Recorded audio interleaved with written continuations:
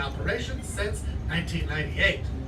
Once dedicated to building customized computer systems for audiovisual studios, Nexus IT Consultants now serves as your one-stop shop for all SMB's IT needs. Infrastructure, cloud, security, VoIP, AV, software, consulting, projects, Wi-Fi, surveillance, web design, development, internet marketing, the whole enchilada. In recent years, the company has expanded 250% in revenue and size, growing from a $500 personal investment way back in 1998 to the multi-million-dollar company you see today. Earl has been involved in the information technology industry and in managing IT-related businesses for 17 years. During this time, Earl has developed a diversified base of IT qualifications and expertise across many different types of technology. Earl is constantly working on new product developments that will benefit his client to save them both time and money. Ladies and gentlemen, Earl Foote.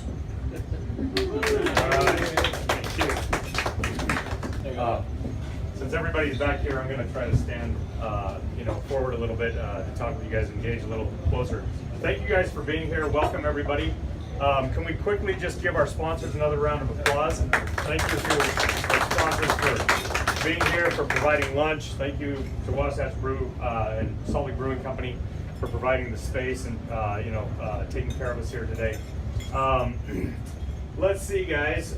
Let's dive in. We're going to talk a little bit today about hackers, what they're doing, how they're trying to get into your organizations, how they're trying to compromise you, your data, your clients, and we're going to talk about how you can avoid the common pitfalls.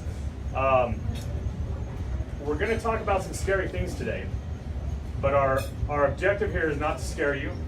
Our objective is to educate you about the realistic landscape of what's happening in our world, and for you to walk away empowered with some tools to help you feel like you know what to do to keep yourselves protected. So, quickly, I wanted to just tell you, Nexus is currently celebrating our 20th year in business. That little intro video is a few years old. It said 17 years, but we're in our 20th year of business. We are an outsourced IT service provider. We become IT departments for small and medium-sized businesses, but we have a very specific focus on cybersecurity, defense, compliance, and remediation. And we have fantastic partners who help us deploy the right solutions to keep your organization safe. Let's move on. So, yeah, I thought I passed a couple of slides. 1 second, guys. I accidentally hit one too many buttons. Okay, let's start there. We hear in the news all the time about hacks, right? We hear about, what are some of the recent ones? Anybody have some ideas of recent ones you've heard of? Twitter? How about Equifax? Any of you get compromised in Equifax, right? We hear about the Targets, we hear about Uber, we hear about Home Depot, right? And for the most part, most of us think, I'm a small business, right? I might be one independent person, or I might be 5, or I might be 50 people. And it's so common that we think to ourselves, I'm not a target, which is actually a very dangerous mistake to make. The small to medium-sized business sector is the fastest growing target for hackers. It takes them months and months of well-orchestrated attacks, oftentimes with a team of hackers, to get into these large organizations like an Equifax or a Target. Most of the time, they can make it into a small business like most of us operate in a matter of minutes. And so while the payoff might be smaller, it's very little effort. And so we are the fastest growing target sector, and we have to be aware of that. At the end of 2005, there was this stat's a little bit old, and it's probably changed at this point, but they haven't gone back and done another study. But there was a study done in the state of Utah, and 3 out of 5 SMBs by the end of 2005 had been hacked. 2 out of 5 didn't even know they were hacked. 2 out of 5 had active hacks, had hackers in their systems, pilfering data, stealing data from them. So this thing is not cooperating with me. I've got a new. Somebody's hacked it. Yeah, right? Let's see if that'll work right. There we go. In that same study, they showed that the average hack for a Utah small to medium-sized business that has 5,000 records compromised, the ultimate cost of that breach to that business ends up being an average of $2.5 million. Okay? If most of us would think, you know, there's no way that if my organization were hacked and data were taken from me about my employees or my clientele, we would never think that it might cost us this. But that is an official study, $2.5 million per 5,000 records that are compromised. Some of you may not have 5,000 records, right? But you can do the math. Most of that cost is not IT related. Most of that cost is legal fees that you would pay an attorney, class action lawsuits, and then fines that are passed down from local and federal government and regulation bodies. In fact, the state of Utah charges up to $2,500 per compromised record. You know, an important thing to keep in mind there.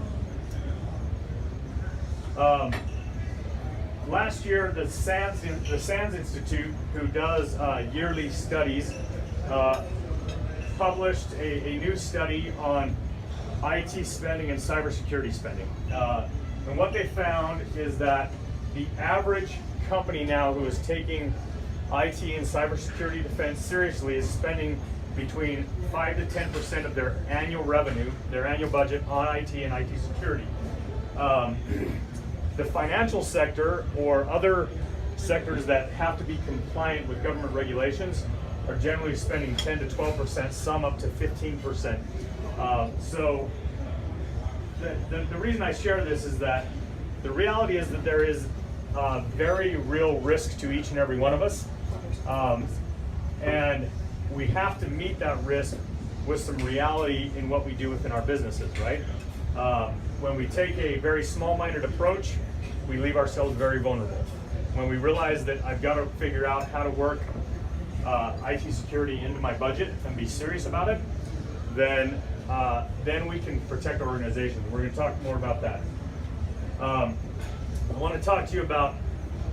I'm going to introduce some key concepts, and then we're going to talk a little bit about each of these things a little bit more. So, when I talk about an attack vector, I'm sure most of you can guess that, but that is the method of attack that a hacker is using to try and to compromise your organizations. Ransomware, we briefly mentioned it at the top of this. Does everybody know what ransomware is? Anybody seen it? Anybody got a ransomware before? No. Okay, that's good. Ransomware, I think there was a couple of heads that nodded no. I don't know what it is. Ransomware is a type of malware virus that infects your computer and or network and your servers, and it will encrypt all of your files and make them inaccessible to you. And then it gives you a big pop-up on your screen that says, you've been hacked, essentially. You know, we've encrypted all your files, and if you want your files back, you need to pay a ransom in Bitcoin. They do it in Bitcoin because it's untraceable. In our next sequence of this event that we're doing another one in April 15th. We'll talk more about Bitcoin and how that all functions.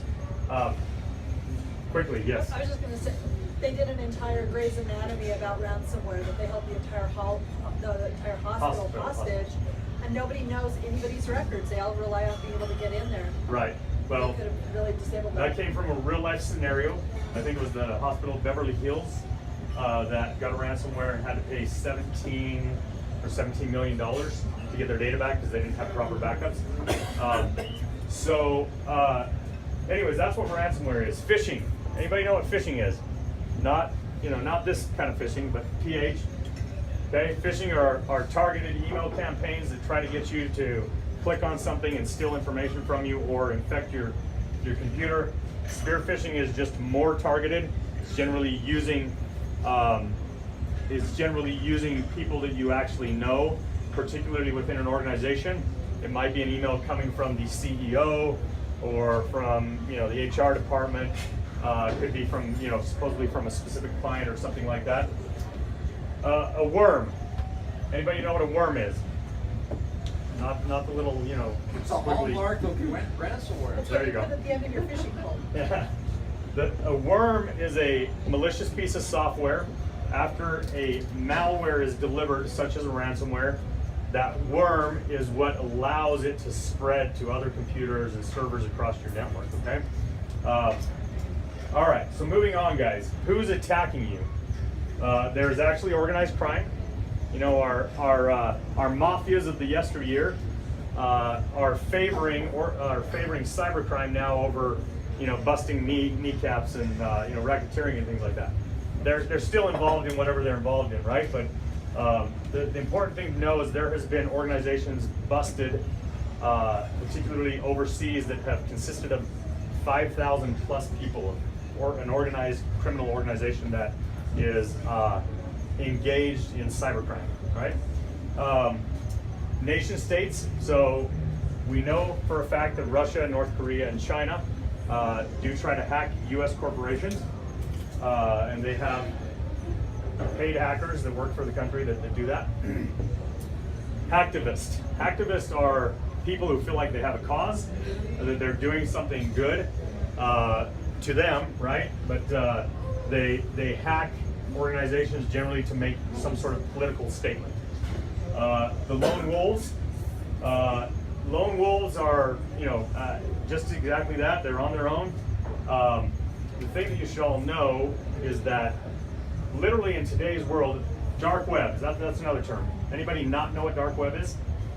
Everybody seems to understand. Well, So go ahead. I'm a dumb guy. all right, well, the dark web is a alternate underground internet, right? And through specific types of internet browsers, you can go browse the sites or resources that are available on the dark web.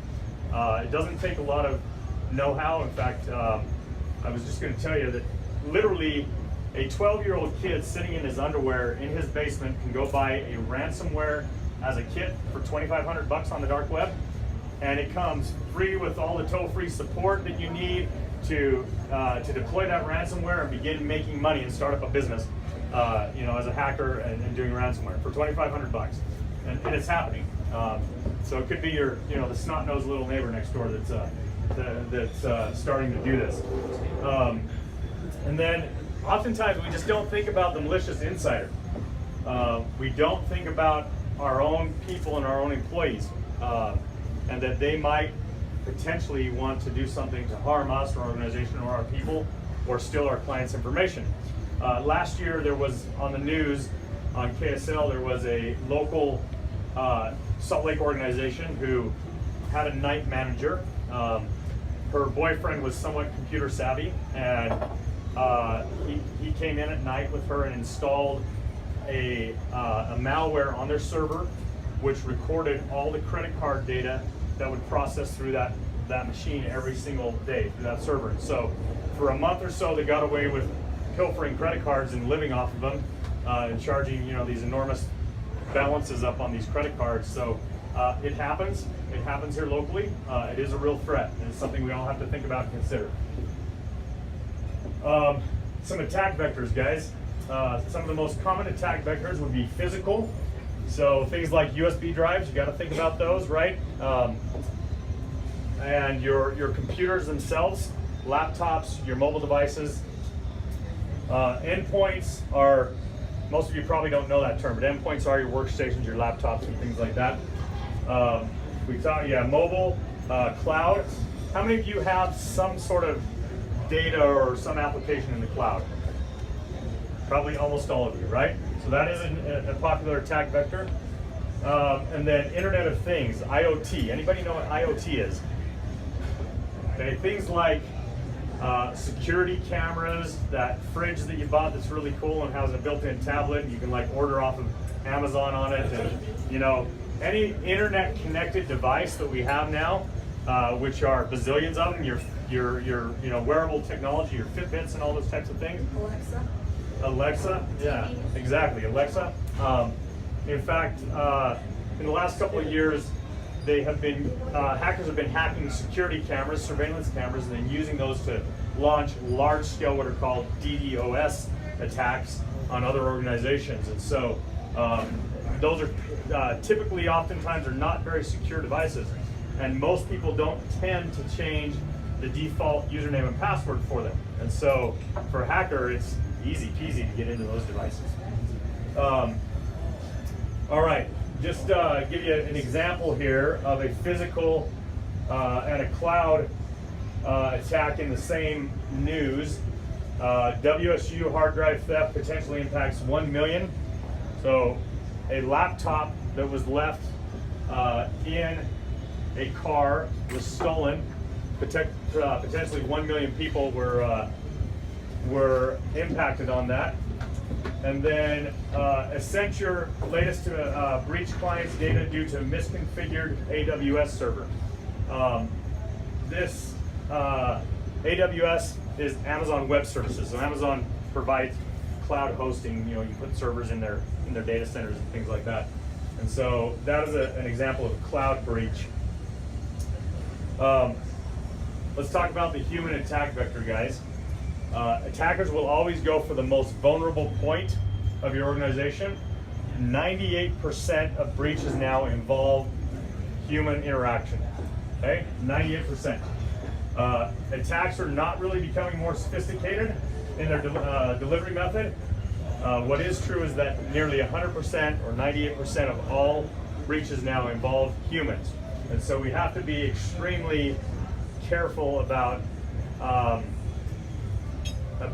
who we are allowing to access our technology, how they're accessing it, what they're able to do. We're going to talk more about that. I'm going to skip past this because, in the interest of time, I want to move through. Let's talk about email. So, given that 98% of breaches involve humans, the most popular delivery method for a malicious payload is through email. And so learning to identify a malicious email is going to be very key to you and to your organization and your people. I want to show you some real-world examples of some emails that some of our clients have received in the last couple of years. In fact, we had 2 clients that received these phishing emails. So these are phishing examples. They received these phishing emails, 2 separate businesses on the same day. These would be spear phishing because they were directed at or from somebody very specific. And I've changed, we made this anonymous, but hi John Doe, I am with my business partners in Salt Lake City for 4 days. We've read a lot about ABC Company, so I decided to make a booking at your venue. Sending enclosed further details. Would you mind if I asked you to read through and respond with your availability? I expect to hear from you soon. Regards, Debbie Fisher. Okay. That one does that seem fairly legit to most of you? Right? There's not a whole lot of red flags in this, right? It's pretty well crafted. Maybe a few little errors here and there, but this could sneak past somebody pretty easily.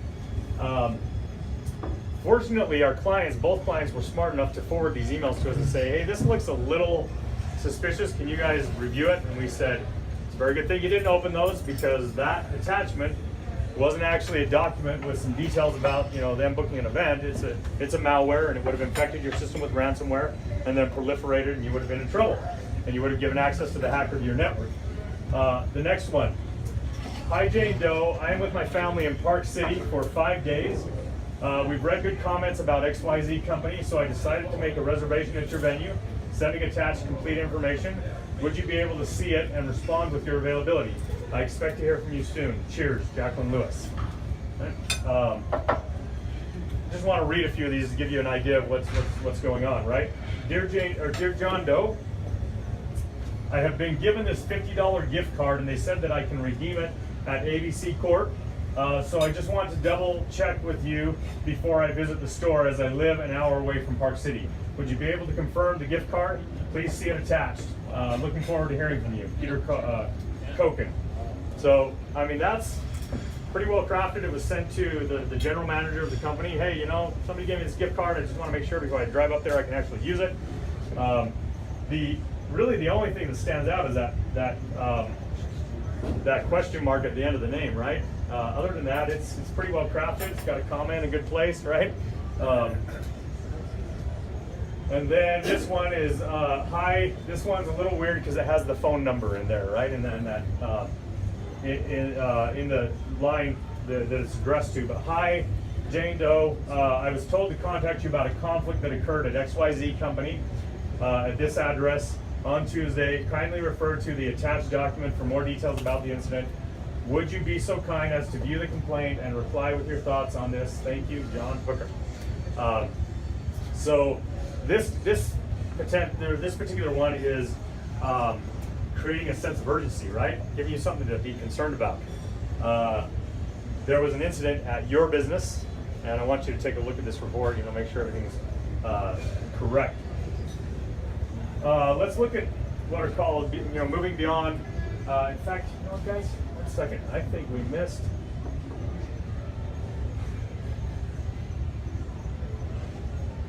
I know there is another slide in there. No, that's it. Okay, never mind. Your favorite one isn't in there. Let's go here. So this will give you some of the common things to look for in a malicious email, and hopefully it's you can all see it well enough. It's big enough. You're going to look for one of the things you're going to look for is an email sent from a public email address. So if I were expecting an email from Brent Crabtree at ConnectShare, it's going to come from Brent at ConnectShare.com, right? But if I get one that says Brent Crabtree at gmail.com or at hotmail.com, I might be a little suspicious of that. You're going to look for potentially unsolicited attachments with weird names, right? If Don sent me over some document and said, hey, I need you to sign this like right away, right? And I wasn't expecting that document from Don. Before I go open that document, I should probably just call Don on the phone and say, hey, Don, I got this email from you. I want to make sure that, this is in regards to what we were talking about, and you expected to send me that email. It just looks a little weird, right? Don can tell me, yeah, no, I did not send that. And then I'll say, okay, that's a spear phishing attack, and I'll just delete it. Or Don might say, yeah, that's for me. Go ahead, open it up, right? Look for generic greetings like dear user instead of your name. Although some of them do know how to do mailform and merge, and they get your name in there. Look for spelling and grammar mistakes. Look for links to unrecognized sites. It might be again Brent Crabtree at gmail.com sending me to ups.com or something like that, right? Well, that looks a little weird, right? Look for them establishing a sense of urgency, like that last example we just read, where they're saying, hey, this is urgent, I need you to look into it now, or something major happened, right? And then look for odd toll-free phone numbers. Those are some of the things that will help you recognize. Let's look at, these are out of order, guys, and that's what happened to me. But I don't know how they got out of order. I must have messed up and dragged them funny or something. But let's look at the anatomy of a spoofed URL. So here's another common attack vector. When you look at a URL, you always want to make sure if you're looking at a URL you're going to click on in an email. Let me see if I can get this to work correctly.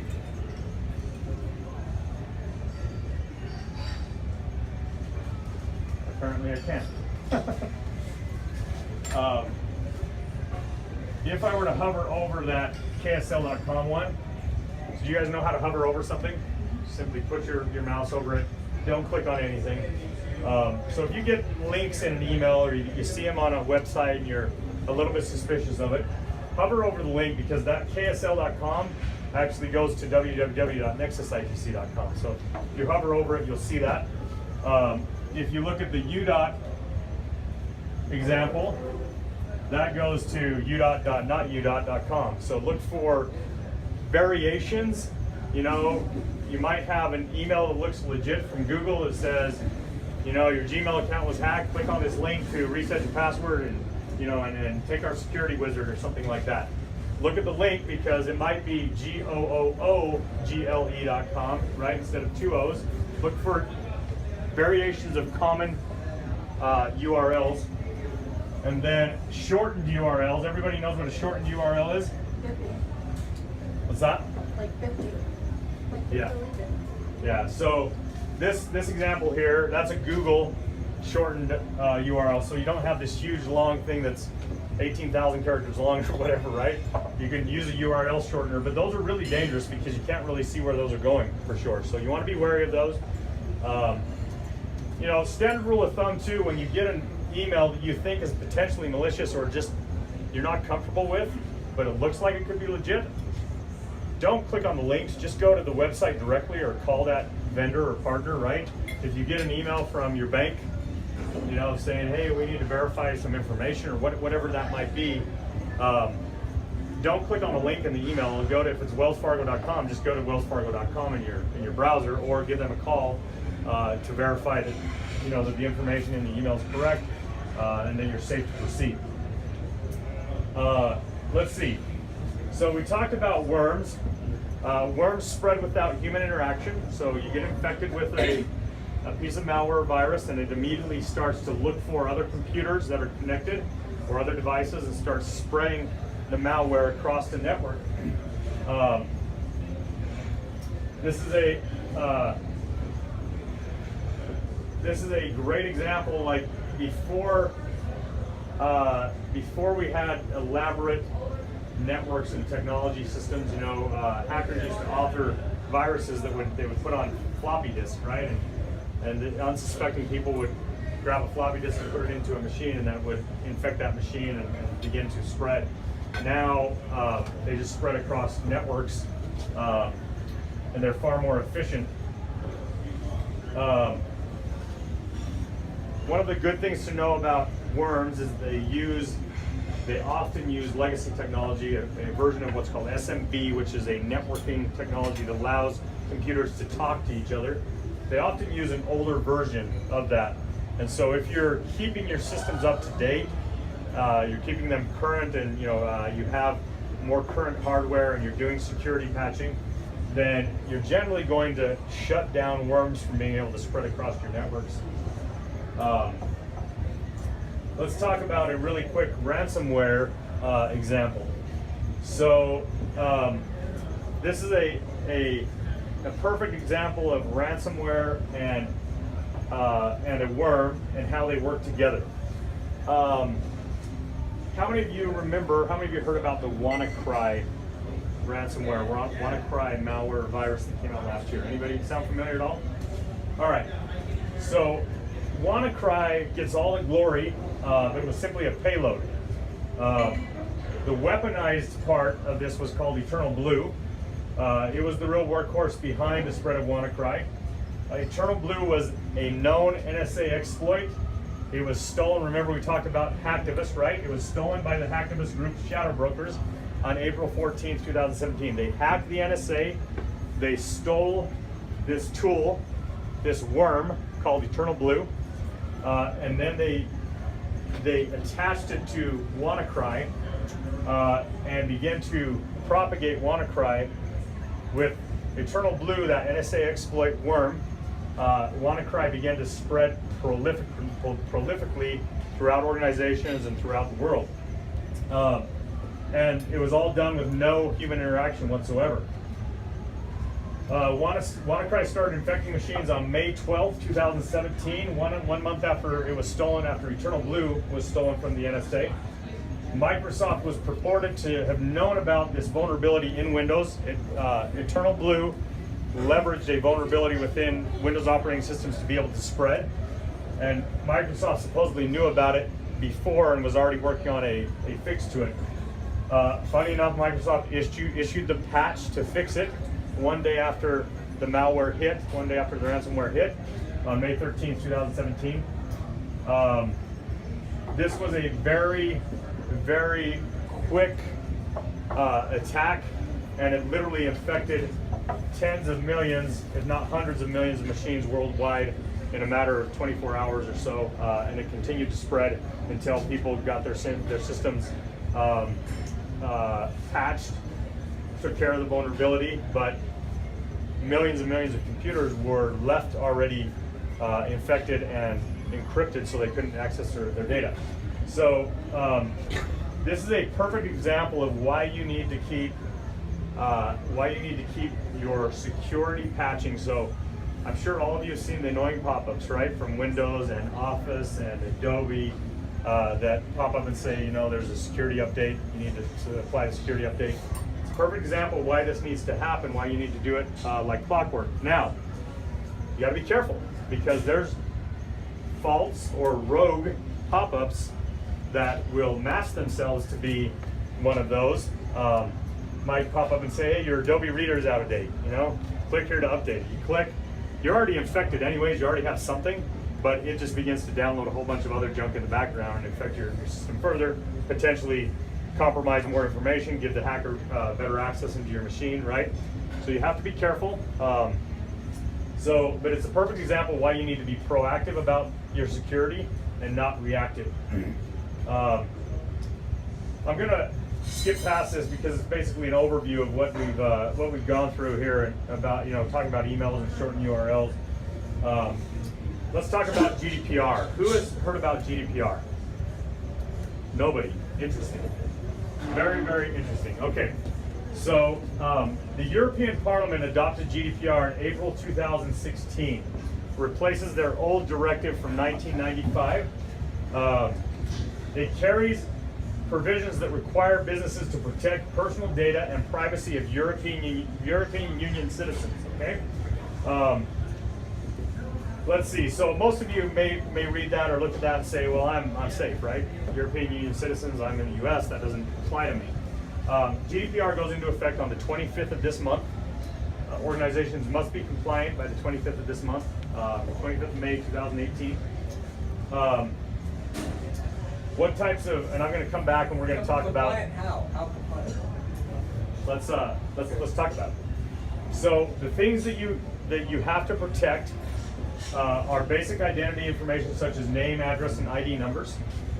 You need to protect web data such as their location and IP address, cookie data, Whose data? IFID. Whose names and addresses?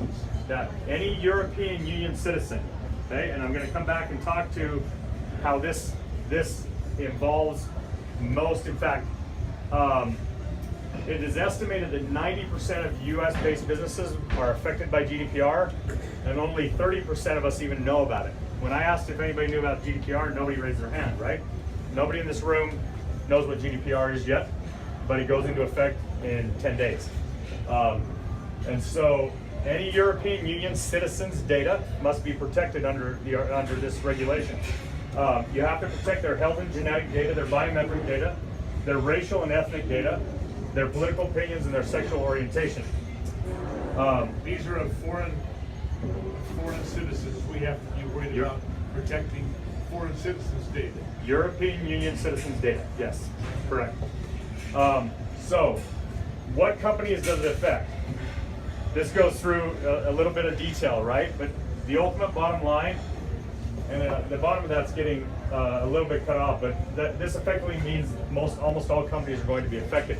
And why it means that, I already said you got to be compliant by May 25th, 2018. Just really quick before we talk about why it can potentially affect all of us. The starting fine for GDPR noncompliance, if, let's say that a European Union citizen's data was compromised within your organization, and that went public, which you now, by law, you have to disclose if you are breached. U.S. law? Yes, by U.S. law, yeah. By local state law, you have to disclose if your organization is breached. So if it goes public and a European Union citizen decides that they're unhappy that you expose them to a potential threat, to a hacker, not only can they try and sue you or organize a class action lawsuit, but if you're reported to GDPR or GDPR gets wind of it, the starting fine is $20 million or 4% of your annual revenue. Who's opposing that? The GDPR, it's a organization that has been organized within the European Union to police the regulation, and so it's whichever is higher. That cost doesn't include any of the potential class action lawsuits, other government regulatory fines, personal lawsuits that might come after you, or things like that, your own attorney fees, right? So, why does it affect so many of us in the U.S.? Let's see. Most of the businesses in here are based on the Wasatch Front, right? How many European Union citizens do you think we have that live on the Wasatch Front? No idea. A few thousand. 1,000, probably a few thousand, right? Maybe more, maybe 10,000 or plus. 40,000 in Salt Lake County. Travis just looked it up. 40,000 in Salt Lake I County. didn't just look it up, but I looked it up before. Okay, so 40,000 European Union citizens living within Salt Lake, right? They might have dual citizenship, they might have citizenship here, they might have residency, but they are European Union citizens. And this regulation is designed to protect European Union citizens no matter where they reside. So it doesn't matter if we're transacting business in the European Union or if we have locations there or not. If we expose a European Union citizen to a potential threat, if we are keeping their information in our CRM, or potentially we have an e-commerce website where they can buy doodads and widgets, right? And even if it's, if it's a European Union citizen who lives in Italy and orders from our site in the US and their credit card information is compromised, then we're in trouble. So you've got to think about whether or not this affects your organization, and if it does, are you doing the right things to protect these people and be compliant? Mike, did that answer your questions? Yes. So what are some things you can do to begin to get GDPR compliant now? Make sure you have a sense of urgency. If you're a larger company, make sure you talk with upper management about it, and you get them on board with making sure you're secure. Involve any and all stakeholders. Conduct a risk assessment. Do an in-depth analysis. Where are we not protecting them? You need to hire or appoint a DPO, which is a data protection officer. That's what it's called in the regulation. For many of us that are small business owners, right, that's going to be ourselves, right? We might be CEO / business development / DPO, right? / CFO, whatever it is, right? But you need to have somebody who's overseeing this. You need to create a data protection plan. Don't forget about your mobile devices. Create a plan to report your GDPR compliance progress. So through the GDPR organization, you can go and report, and we are helping a lot of organizations do this process right now of reporting, because those who want to take it seriously and say by May 25th, 2018, I was compliant, you've got to report and say, okay, here's everything that shows that I'm compliant. Otherwise, if let's say that your organization is breached this fall, and you're able to prove that you're compliant by June 25th, but not by May 25th, you can still get fined, right? So you need to implement measures to mitigate your risks. Any vulnerabilities, take care of them. Test your incident response plan, so come up with an incident response plan and then test it, because you generally have 48 to 72 hours tops to react to an incident, report, and disclose to the public that something's happened. And then set up a process for an ongoing assessment. This isn't a set it and forget it type of thing. Hackers are constantly educating themselves and looking for new ways and new vulnerabilities to exploit your systems. I promise they don't take a set it and forget it mentality to security, and we can't either. If we do, we open ourselves for a world of hurt. Earl? Yeah. Two questions. One is, can we get a copy of the slide deck so we can scare everybody else that we know? Yes.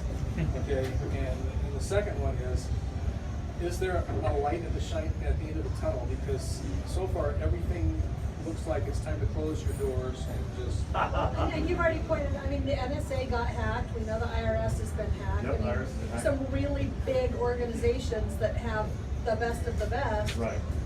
What hope do we have?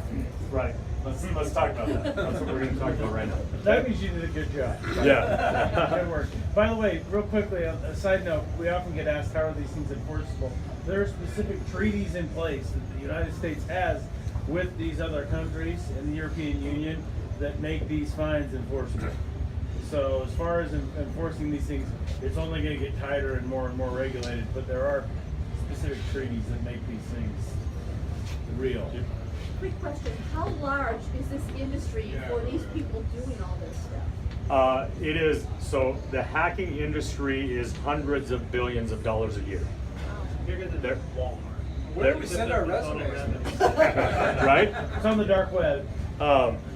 Recently in the news, I saw a hacker in China that was pulling in $500,000 a day with ransomware. $500,000 a day. Mario. What data should we be concerned about? I mean, you're saying, okay, having to do with European Union citizens, but let's say I have a database, I have their name, their address, email address, maybe some other information. Do you need to be concerned about that? Yes. Or everything? Anything that is PII, everybody know what PII is? Personally identifiable information. So if you have 3 pieces of key information, name, address, email address, then you've got to make sure that you're keeping that information secure, right? Name, address, phone number. Many of us go beyond that, right? We have more information than that. We might even store credit card information, right? If you're storing credit card information, you also need to make sure you're PCI compliant, not just GDPR compliant. So let's say I'm a radio station here in Salt Lake. Yes, let's say you are. Let's say you are. And I stream, Yes. and people on streaming can send me a donation. Yeah. Because I'm a nonprofit, they like my Right. program. And then as part of that process, they register, and that's put in the database somewhere. Yeah. I need to be concerned. You absolutely do. And so if it's a local radio station, KU, let's see, what's our nonprofit here? Our NPR. KUER. KUER? Yeah. KUER, if it's KUER and they do their semi-annual pledge drives and they have lots of European Union fans, that listen to them and they want to pledge and they go to their website and process a $100 donation on their credit card. And if they have exposed that person to a potential risk to a hacker or store that information and then it's exposed, then absolutely they are liable and they must be protecting the information.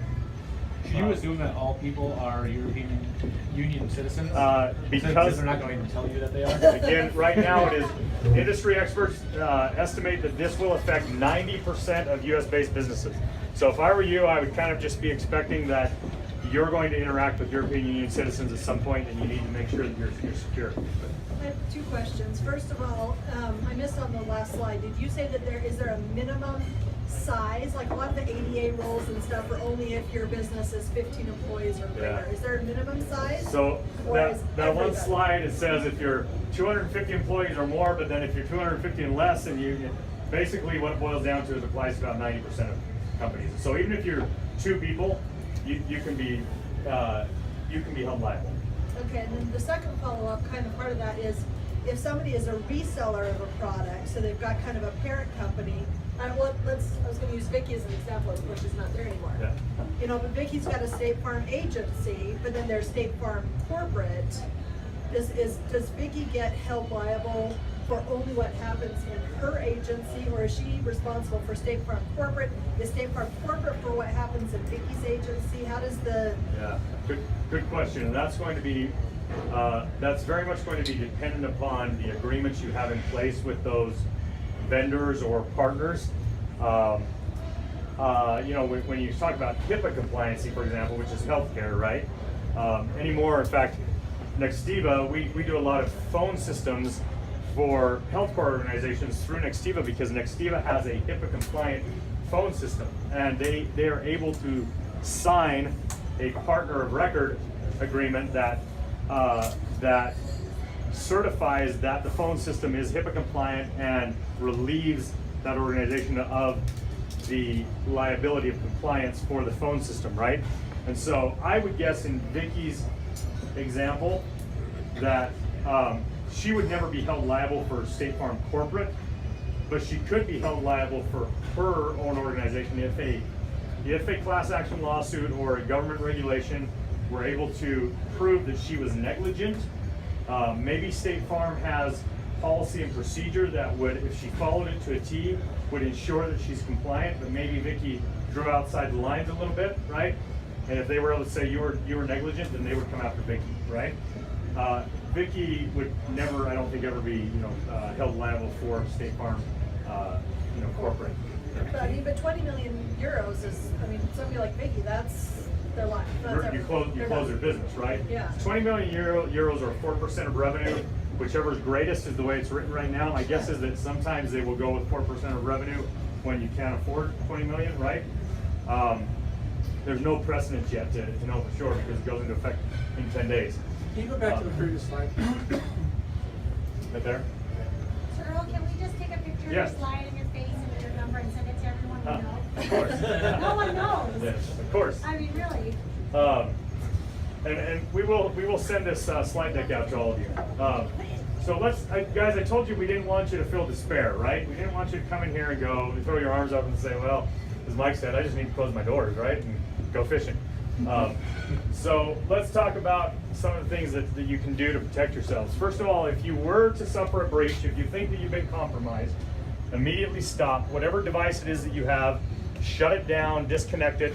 Again, most malwares now have worms embedded in them, so you don't want it to spread, right? So even if it's your mobile phone, your smartphone can get infected or it can get hacked, and so if you get funny pop-ups and stuff on your smartphone, shut it off immediately. Because if you're on your Wi-Fi at your office, it could proliferate from the Wi-Fi and start infecting other devices. Brent? Well, like Denise was on going into Facebook, and it was an interesting article that she saw. Clicked on it, and immediately brought all these alarms and a big message from Microsoft. Enter your password and everything in order to get this to be stopped. Right. She couldn't get rid of it. Yeah. So she did yesterday she ended up turning off her computer. It got off, but then every time she now gets into Facebook, it brings back that alarm. So she doesn't even know how to get rid of it. She can't ever get it. Denise's computer is infected. Is it? A hacker may have access. Okay. She needs to shut it off and get a professional to look at it immediately. Let's just say, for example, the other thing that happens, guys, is that most malwares now come equipped with what's called a keylogger. Okay? Anybody know what that is? A keylogger will record all your keystrokes. So let's say that malware that Denise has, she goes to www.wellsfargo.com, your bank account, puts in her username and password. The keylogger will record that and send it to the hacker. So now they have access to your bank account, and they can go in and wire money out. Okay? And we've seen it happen, literally. We've seen it happen here locally. So you get infected, shut it down, change all potential passwords. So if it's Facebook, but how many of you, by show of hands, use the same password on dozens of different things? Okay? Yeah, hang your heads in shame and raise your hand, right? What's going to happen, so let's just say the hacker hacks your Gmail account and he got that password, right? He goes into your Gmail account and goes, okay, I can see they've got emails from Facebook, from Twitter, from Wells Fargo, from their investment firm, whatever, right? I'm going to go try that same exact password on all those other websites. Oh, yeah, look, it worked on a dozen of them. I'm in and I can start taking whatever I want from these people, right? So change all the passwords that you think are affected, and if any of the passwords that you use for the system that is infected is the same for other systems, go change all those. Call a professional. Where do you suggest you put your passwords in safe? Right. Because that's part of why I don't have a bunch of them. Yeah. Put it in the computer. Yeah. Put them under your keyboard. Nobody looks there. Yeah, just put them. Yeah, write them on a sticky and stick them to your monitor. That's the best place to put them. Now, is anybody here a soccer fan? Char's the only soccer fan here. I'm a soccer. No, you're not. I'm a soccer fanatic. So the World Cup 2014, we got World Cup coming up again in a month here in June in Russia, but World Cup 2014 was in Brazil. They were doing news stories, and they went to the World Cup headquarters and were filming, and there was a big whiteboard in the background that had the wireless network name and the password for all the World Cup venues, all the stadiums in the background. How long do you think that lasted, right? I mean, hackers were on that like that, and they were hacking into FIFA's, FIFA's organization, and just like that. So certainly don't put your passwords where they can be displayed. Many people will recommend a password keeper. That is a potential decent option. It's not something I normally recommend. Honestly, I'm very old school. I would write them down on a piece of paper and put them in a safe. But half the time when I need to go look and check what it was, you're not where. I'm not right there. Yeah. So a good password keeper is an option. I would always make sure that password keeper has dual factor authentication. Does everybody know what that is? No. Dual factor authentication, some of you have experienced it, you just don't know what it is. Dual factor authentication is a system that requires you to take 2 measures to access an account, 2 or more measures. So, for example, if you enable it on Gmail, you will go to gmail.com, you'll put in your password, and then you'll get a text message that asks you to put in a code, right? And you have to put in that code. So that is dual factor authentication. If you're going to use a password keeper, I would make sure it either supports dual factor authentication or biometrics to get into it. So a fingerprint, scan, or an eye scan to get into it. The reason being is that if you store all your passwords in one locker, and the hacker hacks that locker, right? Yeah. They just got everything. They got the keys to the kingdom. So that's why I generally don't recommend them. But if you're going to use them, make sure it uses dual factor authentication or biometrics to gain access. Okay, and preferably biometrics. So that it's really your fingerprint. Only 2 choices really. Either that, or put it on paper. Put it on paper. Yeah, or keep it here if you can. But that's really difficult, right? One of our guys says it's know something, have something. Know something means you know your password. Have something means a fingerprint or a retinal scan or a code. Dual factor authentication. And I know Denise talked to you about this, but I take it in an obscure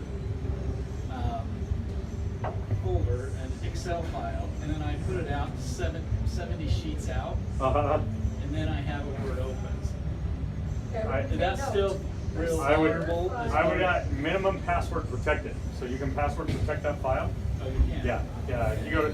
You go to file, and then there's an option to password protect your files there, and then use a password to protect it. You can encrypt files as well if you have Sophos endpoint security on your computers. You can encrypt the files, and that's another measure of security for that. So, guys, getting back to this, if you think you're breached, get a hold of a cybersecurity professional right away. Get a hold of a cybersecurity attorney, and get a hold of your cybersecurity insurance agent now. And then schedule a conference call between those 3 parties to figure out how to proceed. Now, you realize that I mentioned you should have these people on your team, basically, right? The time to have those people on your team is not after the incident, it's to have them before. If you do the right thing with cybersecurity insurance, which, by the way, is very affordable, and at these events, oftentimes we have a cybersecurity insurance agent come in with us.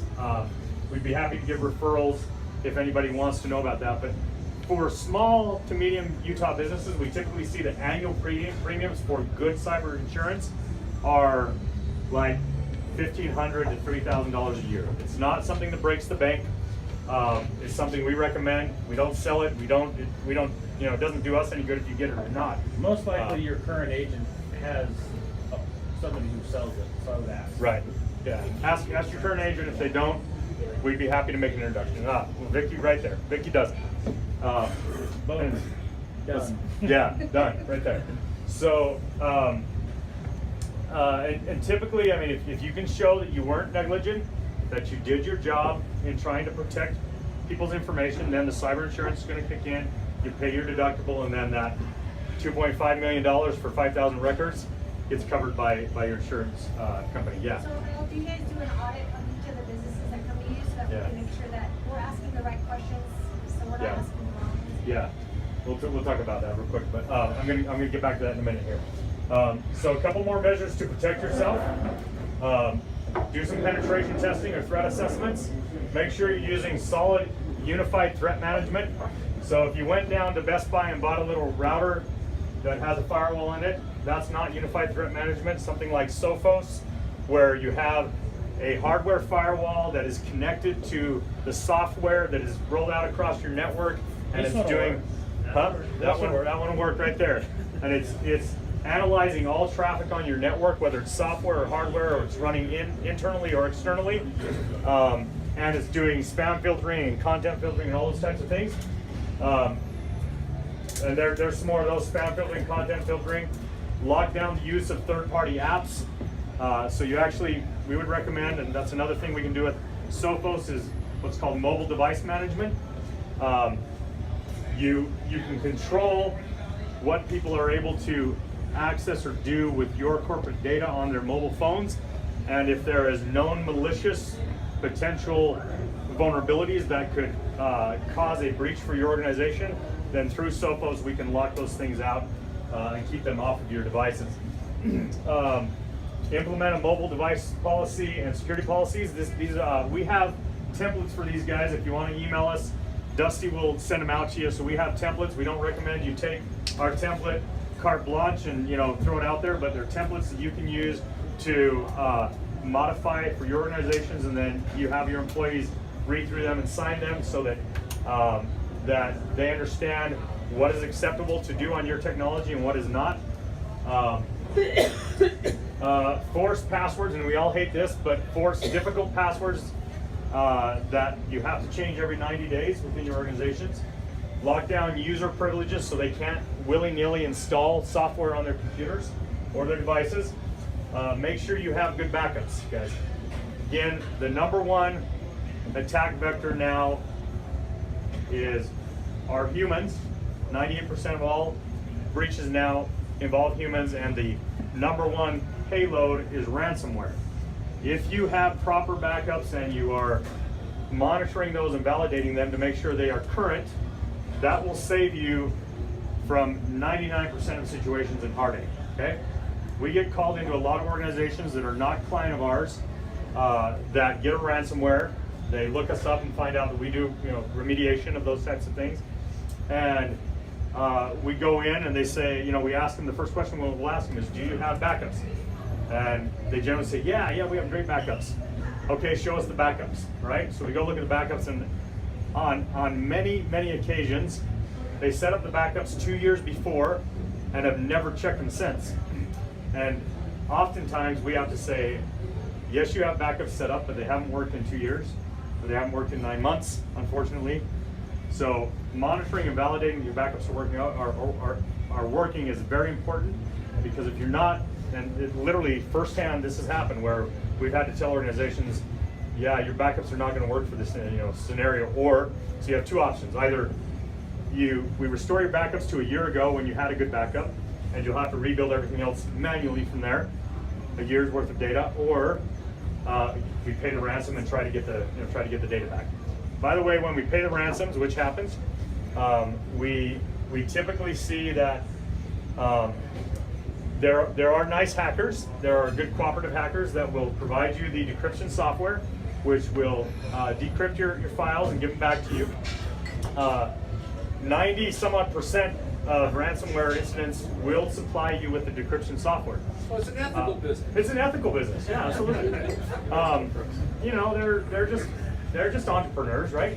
But that decryption software generally only works on about 75% of your files. So you usually see an aggregate loss of about 25% of your data that you're never able to decrypt, and you lose it, unless you have good backups. Guys, make sure you're educating your employees, and we'll talk about more of that here in a second. Have an acceptable use policy. That's another template we can provide you.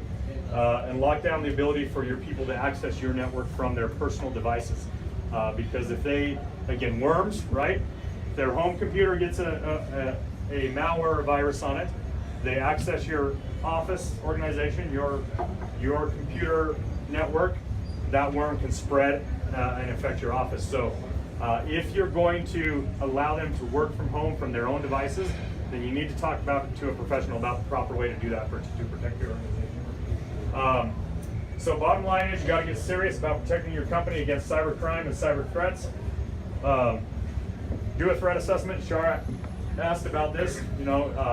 If you aren't comfortable with doing this internally, talk to us. We're happy to do a threat assessment for you. Put a detailed action plan together about how to take care of your vulnerabilities. And then again, you cannot ever take a set it and forget it approach to cybersecurity. You absolutely must have ongoing monitoring and maintenance. And things change, right? Next week, Microsoft will, announce that they've found some new vulnerabilities in some of their software, and that has, those patches, those security patches, have to get rolled out. And so, if you take a set it and forget it mentality, you'll get bitten at some point. I did want to show everybody, this isn't a hard sell opportunity here. We just want to show everybody that we have cybersecurity defense packages that cover all of these things we've talked about today. They're affordable. We do them for people that come to our events at $40 a year per user, and that includes all of the unified threat management stuff that we do. Also, for employee education, Sophos has a really fantastic employee education module that is all done online. You can require your employees to take education modules once a month or once a quarter, and then you can actually subject them to false phishing campaigns that will test your vulnerability. So if little Joey out in the warehouse, right, he went through that class that he was supposed to go through, and then you 3 weeks later send him a phishing email and he clicks on the link, you go, little Joey, slap on your hand, go back and retake the course and retest it because you messed up, right? And so that's $30 a user a year is all it costs. It's worth its weight in gold. You all come here as leaders and learn about how to keep your organization safe, but that information has to get disseminated, and this is a great way to do that. Guys, that's it for me. Let's do a few things. First of all, any other questions? Who's asked some questions? You asked questions. Mario asked questions. Let's give you guys some stress balls. Brent, Shar. No. Hopefully you can catch. Who else asked questions? No soccer balls? I don't. I have footballs. I'm sorry. 7 questions. Where did the footballs go? Can you find the footballs? Do you have a program for people to do for their own personal use too? Yes. Yeah. Absolutely. So we can help home users protect themselves as well. Yes. Yeah. What other questions? Any other questions before we move on? Okay. So you can do, so if you ask, you can ask. They're there. We're more remote, everyone that works. Right. You can set up where we fit all. Yeah, in today's world, many of our companies, oh, you did find them in there, I just didn't look hard. In today's world, many organizations are virtual organizations, right? We support an organization that has staff worldwide. They have hundreds of employees worldwide who all work from home.